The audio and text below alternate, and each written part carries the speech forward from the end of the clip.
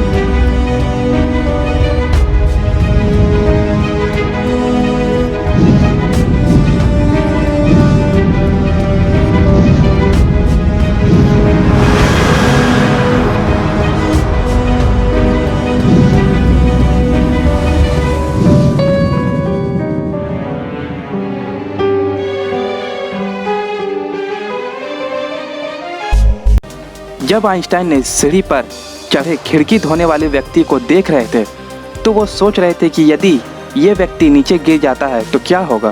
ज़्यादातर लोगों के लिए इस तरह के इमेजिन करना डिस्टर्ब कर सकता है, पर आइंस्टाइन ने इसके बारे में बिल्कुल अलग तरह से सोचा, और उन्होंने खुद को उस खिड़की साफ करने की जगह में रख कर सोचा कि क्या होगा अगर मैं नीचे गिरते वक्त ज़मीन से टकरा जाऊं।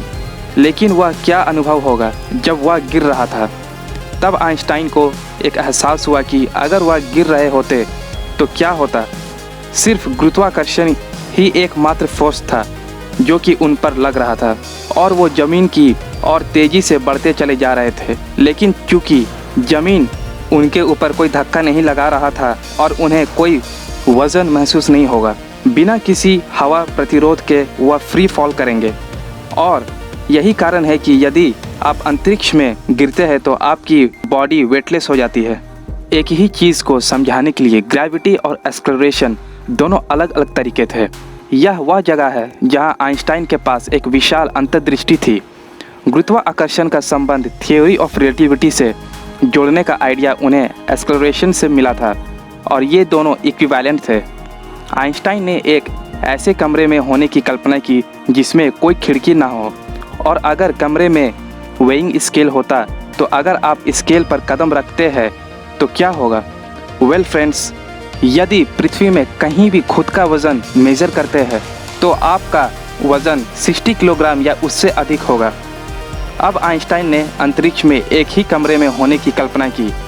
अब क्या होगा यदि कमरा एक स्पेसशिप पर हो और वो 9.8 मीटर पर सेकंड स्क्वायर के एक्सेलरेशन के साथ ऊपर की दिशा में तेज़ी से मूव करता है, जो कि एग्जैक्टली सेम ग्रेविटेशनल एक्सेलरेशन पृथ्वी पर होता है। तो क्या होगा यदि वो वेइंग स्केल पर चढ़ते हैं। वेइंग स्केल 60 किलोग्राम रीड करेगा, जैसे कि पृथ्वी पर वेइंग मशीन पर करने से आता है। स्पेसशिप का एक्सेलरेशन उसके ऊपर लगेगा, जिस तरह से पृथ्वी में इनडिस्टिंग्विशेबल तरीका से लगता है। अगर उसे पता नहीं हो कि वो स्पेसशिप में है, तो वह खुद को प्रिज्यूम कर सकता है कि वो पृथ्वी पर है। अंतर बताने का और कोई तरीका नहीं होगा। आइंस्टाइन ने इस बारे में सोचा और खुद से पूछा कि क्या तरीका हो सकता है अंतर बताने का। जैसे कि स्पेसशिप ऊपर की तरफ एक्सेलरेट कर रहा था, उसने कल्पना की अगर वह टॉर्च या लेज़र बीम से उस कमरे में एक तरफ से दूसरे तरफ ले जाए तो क्या होगा।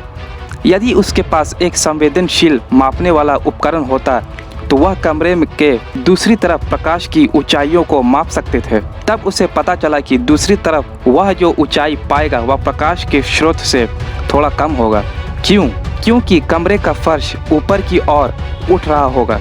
जिस तरह तेज गति के रूप में प्रकाश पूरे कमरे में फैल रहा था, चूँकि कमरा ऊपर की ओर तेज गति 9.8 मीटर पर सेकंड स्क्वायर से मूव कर रहा था, लाइट बीम यानी कि प्रकाश की किरण नीचे की ओर दिखाई देगी। हालांकि यदि आप पृथ्वी पर थे और आपने दो ऊंचाइयों को मापा था, तो आप सोच सकते हैं कि कोई अंतर नहीं होना चाहिए, वह प्रकाश सीधे दूसरी तरफ जाना चाहिए कमरे के। आइंस्टाइन ने सोचा कि यह नहीं हो सकता है, क्योंकि यह समानता के सिद्धांतों का उल्लंघन करता है, जिसे हम प्रिंसिपल ऑफ इक्विवेलेंस कहते हैं। अंतरिक्ष में रूम का एक्सेलरेशन पृथ्वी पर रूम का ग्रेविटी से अलग नहीं होना चाहिए। उन्होंने महसूस किया कि इसका मतलब प्रकाश को एक ग्रेविटेशनल फील्ड की प्रेजेंस में झुकना चाहिए। लेकिन यह कैसे हो सकता है? क्योंकि प्रकाश हमेशा दो पॉइंट्स के बीच सबसे छोटा रास्ता लेता है, इसे सीधा जाना चाहिए। फिर उसने महसूस किया कि शायद प्रकाश दो पॉइंट्स के बीच सबसे छोटा रास्ता ले रहा है। शायद सबसे छोटा रास्ता एक सीधी लाइन ना हो। तब उन्होंने पृथ्वी की घुमावदार सतह की कल्पना की। यदि पृथ्वी की सतह पर रिस्ट्रिक्टेड रहते हैं तो वहां पर प्रकाश की रेखा कभी भी सीधी मूव नहीं करेगी, उस लाइन को पृथ्वी की घुमावदार सतह से मोड़ देगी। इसीलिए सबसे छोटा रास्ता हमेशा घुमावदार होता है। इसलिए हो सकता है कि ग्रेविटी अंतरिक्ष के घुमावदार होने के कारण हो। उन्होंने कहा कि अंतरिक्ष में शायद एक सीधी रेखा दो बिंदुओं के बीच सबसे छोटा रास्ता नहीं हो सकता है, और शायद मास और एनर्जी के उपस्थिति में अंतरिक्ष कर्व्ड हो जाए ताकि सबसे छोटा रास्ता लाइट ले पाए इस कर्व्ड पाथ में। आइंस्टाइन के पास ग्रेविटी की प्रमुख चाबी थी और इसे मैथमेटिकली एक्सप्रेस करने के लिए इसे बहुत कॉम्प्लिकेटेड मैथमेटिक्स की आवश्यकता था, और आइंस्टाइन जैसे प्रतिभा भी आसानी से पता नहीं लगा सके। उन्होंने अपने पुराने कॉलेज के दोस्त से संपर्क किया, जो थे mathematician Marcel Grossmann. Marcel Grossmann ने हाल ही में ज्योमेट्री ऑफ कर्व्ड स्पेस में पीएचडी की थी, जिसे रीमैनियन ज्योमेट्री कहा जाता है। उनके मदद से आइंस्टाइन ने घुमावदार अंतरिक्ष समय के गणित का पता लगाया, और ये कर्व्ड ज्योमेट्री वास्तव में जनरल रिलेटिविटी का मूल है। इससे आपको यह महसूस करना होगा कि यह कितना अलग था उस समय की स्थिति में, जो न्यूटोनियन स्पेस और टाइम था, जो कि माना जाता था कि समय निश्चित था, अंतरिक्ष फिक्स्ड हो गया था, और गुरुत्वाकर्षण यानी कि ग्रेविटी एक रहस्यमय फोर्स था जो कुछ ही दूरी पर कार्य कर सकता था, एक बड़े पैमाने पर किसी अन्य वस्तु को छुए बिना। इस मॉडल में गुरुत्वाकर्षण ने अंतर्निहित स्थान और समय को प्रभावित नहीं किया, लेकिन इसके भीतर कार्य किया।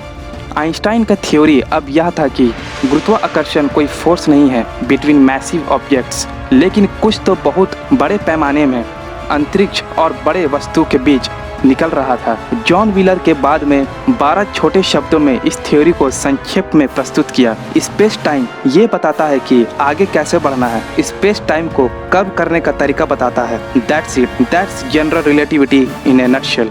और ग्रहों की कक्षाओं को अब समझाया जा सकता है, बल्कि एक इंटरैक्शन है जो स्थानीय रूप से मास या एनर्जी और इसके आसपास के स्थान के साथ होता है। और आप यहाँ पर ग्राफिक के जरिए देख सकते हैं कि किस तरह से massive objects like planets form orbits around other massive objects.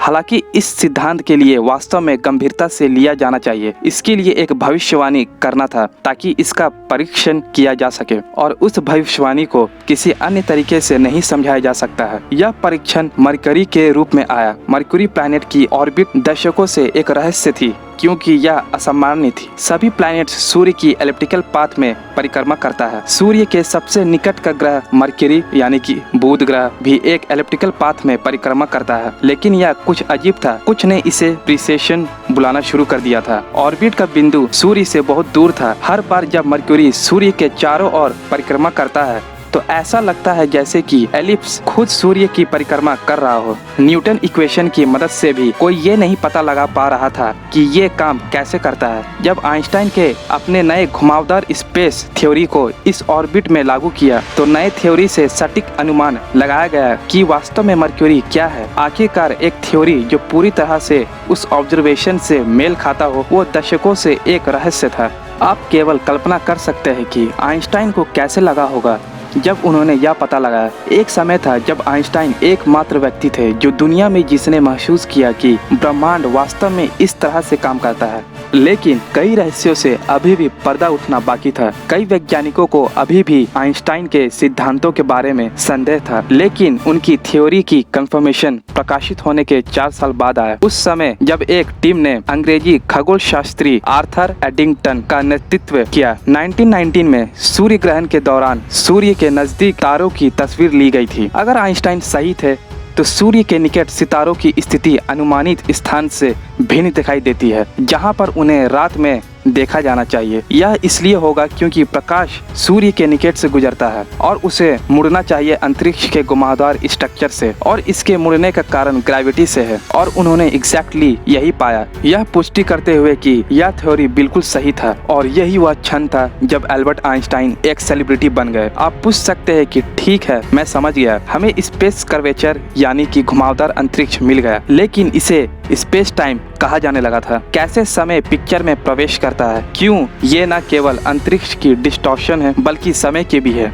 और तब आइंस्टाइन का पहला सिद्धांत स्पेशल थ्योरी ऑफ रिलेटिविटी आता है। आवश्यक अनुमान स्पेशल रिलेटिविटी है कि हमेशा पर्सपेक्टिव या रेफरेंस फ्रेम की परवाह किए बिना एक ही गति से चलता है। इसका मतलब यह था कि प्रकाश की गति भी बिल्कुल सेम होगी एक रेस्टिंग रेफरेंस फ्रेम के संदर्भ में। यदि यह एक केस है तो इसका मतलब है कि ग्रेविटी की प्रेजेंस में लाइट की स्पीड खाली स्थान में इसकी स्पीड सेम होगी, जो कि speed is equal to distance over time होती है। लेकिन चूंकि गुरुत्वाकर्षण क्षेत्र में प्रकाश की किरण लंबी दूरी तक तय की और ये अंतरिक्ष के घुमावदार स्ट्रक्चर के कारण हुआ, स्पीड हमेशा कांस्टेंट रहेगी। ग्रेविटेशनल फील्ड में टाइम स्लो हो जाता है और ये एम्प्टी स्पेस में भी काम करती है। दूसरे शब्दों में गुरुत्वाकर्षण की तुलना ग्रेविटेशनल फील्ड के पास अंतरिक्ष की कर्वेचर के प्रोपोर्शन में समय बढ़ाता है। एम्प्टी स्पेस में लाइट की स्पीड कांस्टेंट रहता है। यही कारण है कि अंतरिक्ष के साथ साथ गुरुत्वाकर्षण द्वारा समय को डिस्टॉर्शन माना जाता है।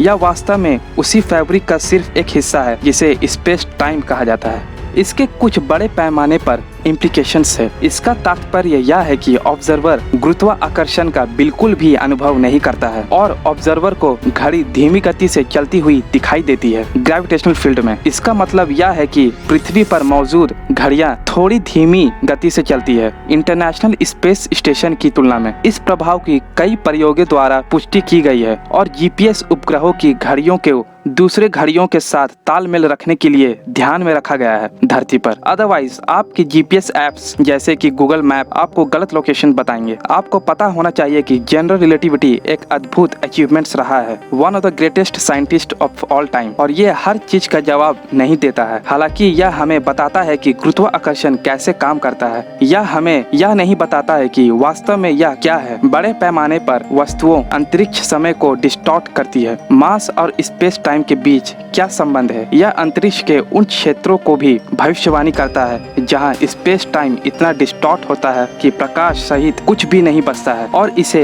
ब्लैक होल कहा जाता है। लेकिन यह दिखाता है कि इन ब्लैक होल के भीतर कुछ ऐसा लगता है जो असंभव लगता है और यह एक अनंत घनत्व वाले छोटे बिंदु पर केंद्रित मास है। इसे सिंगुलैरिटी कहा जाता है और इसके लिए जनरल रिलेटिविटी इस सिंगुलैरिटी पर काम करने के लिए विफल रहती है। लेकिन विज्ञान में इस तरह के अनंत आमतौर पर कुछ चीजों के बजाय सिद्धांतों की अपूर्णता का संकेत देते हैं वास्तव में मौजूद है। यह पता लगाने के लिए कि वास्तव में छोटे पैमाने पर क्या होता है, हमें अपने पुराने मित्र क्वांटम मैकेनिक्स की आवश्यकता है। लेकिन अफसोस, क्वांटम मैकेनिक्स के सिंगुलैरिटी इक्वेशंस के संदर्भ में कोई मतलब नहीं है या जनरल रिलेटिविटी के संदर्भ में। इसलिए अब दोनों थ्योरीज इनकम्पैटिबल है। यदि हम इन दो थ्योरीज को एक साथ ला सकते हैं और वास्तव में समझ सकते हैं कि सबसे छोटा स्केल्स पर ग्रेविटी कैसे काम करता है, तो हम जवाब दे सकते हैं कि वास्तव में गुरुत्वाकर्षण क्या है। हमें एक नई थ्योरी की आवश्यकता होगी और उस थ्योरी को क्वांटम ग्रेविटी कहा जाता है। इस वीडियो को बनाने में काफ़ी मेहनत लगी है, तो गाइस प्लीज़ इसे लाइक कीजिए। अगर आप सब ने इस वीडियो से कुछ नया सीखा है तो प्लीज़ इस चैनल को सब्सक्राइब कर लीजिए और नोटिफिकेशन बेल को प्रेस कर दीजिए और शेयर कीजिए अपने दोस्तों को। और प्लीज़ कमेंट करके बताइए कि आपको इस वीडियो में क्या सीखने को मिला। Thank you and God bless you all.